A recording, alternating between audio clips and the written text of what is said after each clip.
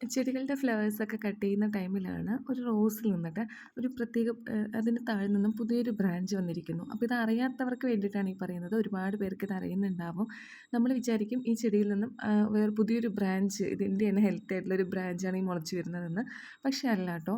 ഞാൻ നഴ്സറിയിൽ നിന്ന് അവർ പറഞ്ഞിട്ടുണ്ടായിരുന്നു ഈ ഒരു സാധനം കാട്ട് റോസാണെന്ന്. അതിങ്ങനെ വളർന്ന് നീണ്ടിങ്ങനെ ക്രീപ്പർ പോലെ അത് വളർന്ന് വരും. പക്ഷേ അതിൻ്റെ അതിനകത്ത് പൂവൊന്നും ഉണ്ടാവില്ല. രണ്ടിൻ്റെയും ലീഫുകൾ തമ്മിൽ വ്യത്യാസമുണ്ട്. ഇതിപ്പോൾ ബേബി ആണെങ്കിലും രണ്ടിൻ്റെയും ലീഫുകൾ തമ്മിൽ തന്നെ വ്യത്യാസം ഉണ്ടാവും. ഇതിങ്ങനെ നീണ്ട് വളരും അത്രയേ ഉള്ളൂ. അല്ലാതെ അതുകൊണ്ട് പ്രത്യേകിച്ച് ഒരു ഉപകാരമില്ല. അപ്പോൾ അതുണ്ടെങ്കിൽ നിങ്ങൾ ചെടികളിൽ ഇതുപോലെ കാണുകയാണെന്നുണ്ടെങ്കിൽ കട്ട് ചെയ്യാനായിട്ട് ഒരു വിഷമം വേണ്ട.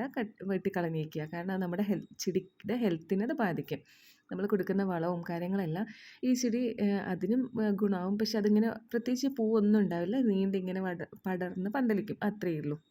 കൂടാതെ അതിൻ്റെ തണ്ടുകളും തമ്മിൽ ഡിഫറൻസ് ഉണ്ടാവും. നമ്മുടെ നല്ല ഹെൽത്തി പ്ലാന്റിൻ്റെ തണ്ട് കുറച്ച് ഹാർഡായിരിക്കും. പക്ഷേ ഇതിൻ്റെ സോഫ്റ്റ് ആയിട്ടുള്ള തണ്ടുകളായിരിക്കും. അപ്പോൾ അതും കൂടെ ഒന്ന് ശ്രദ്ധിക്കണേ. ഒരുപാട് പേർക്ക് അറിയുന്നുണ്ടാവും. പക്ഷേ അറിയാത്തവർക്ക് ഇതൊരു പുതിയൊരു ഇൻഫർമേഷൻ കൂടി ആയിരിക്കും. അപ്പോൾ ഇന്നത്തെ വീഡിയോ ഇഷ്ടമാണെന്നുണ്ടെങ്കിൽ ഒന്ന് സപ്പോർട്ട് ചെയ്യണേ.